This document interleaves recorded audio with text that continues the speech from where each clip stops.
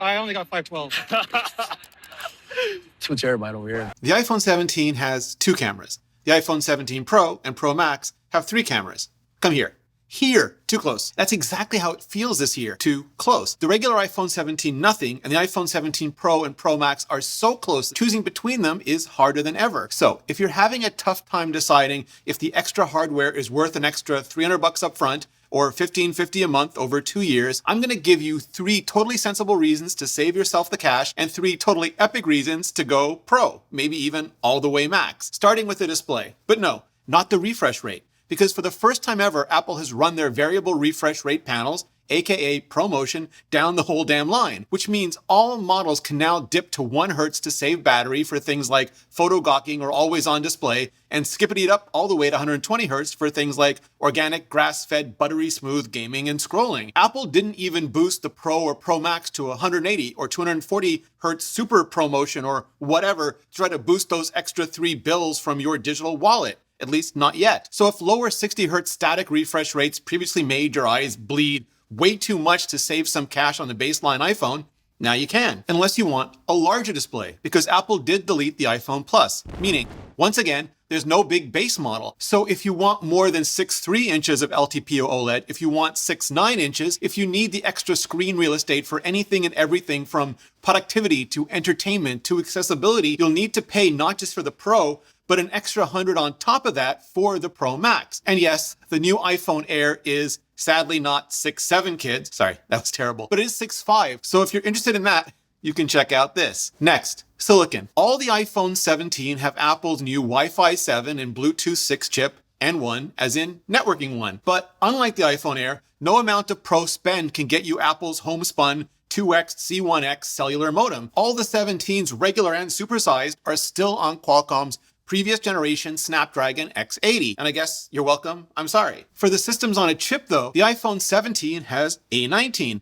but the iPhone 17 Pro and Pro Max have the A19 Pro. And with the Pro, the extra money gets you an extra 6th GPU core and a vapor chamber, which combined with the new aluminum unibody chassis means it can sustain lighting up all those transistors for slightly longer than the thermal envelope alone would otherwise allow. Now, yes, the vast majority of everyday workloads tend to be bursty, especially on mobile, so the vast majority of people probably won't notice a huge difference regardless of the huger casings. So if that's you, save on your silicon spend and stick with the iPhone non-Pro. But if you are doing a lot of heavy-duty gaming or content capture, or if you're a size XXL nerd running high compute tasks on the go for long periods of time, the extra heat management will buy you some extra amount of that time for some extra amount of cash with the Pro and Pro Max. And my personal biggest hope, which is going to take a lot more testing to actually vet out, is that the Pro and Pro Max also won't gate as much as they have been over the last few years. Gating as in when they get too hot too fast and first the screen dims and then they warn you that they have to cool down and then they shut down to prevent internal damage. It's expected to happen pretty much always when you leave your phone on the dashboard or walk around location-based gaming with it on a hot sunny day, but it's not expected to happen as much as it does when you're shooting photos or videos for a long while, which is something I do a lot.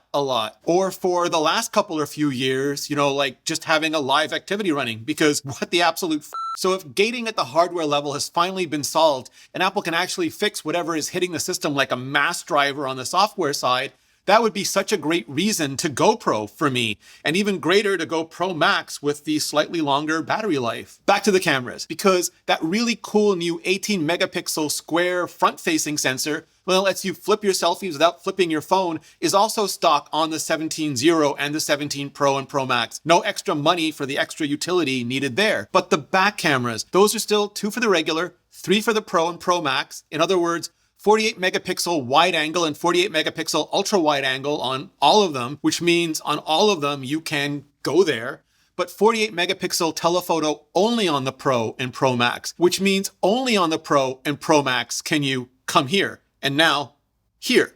I love you, Jordan. Though still no 8K for video, keeping Apple's sometimes sensible, sometimes excruciating tradition of biasing towards fewer, better pixels alive and kicking all of us video nerds in our 4320p brain stems. But the Pro and Pro Max also have ProRAW for photos, which is great if Like me and apparently a host of Instatalk models, you've become increasingly disenchanted with Apple's increasingly roasty computational imaging pipelines, which really do seem to have increasingly strayed from their previously very principled determination to deliver real-world roast on your own in post results. Likewise, ProRes, including ProRes RAW for video with Log2 and Genlock, so you can bullet time with multiple pros if that's something you really want to do, plus, all sorts of other multi-capture synchy goodness, plus LiDAR scanners, which can help with focus and lower light, and much better depth scanning and environmental awareness in all light, and 4 microarrays for better audio. And instead of topping out at 512 gigabytes of storage,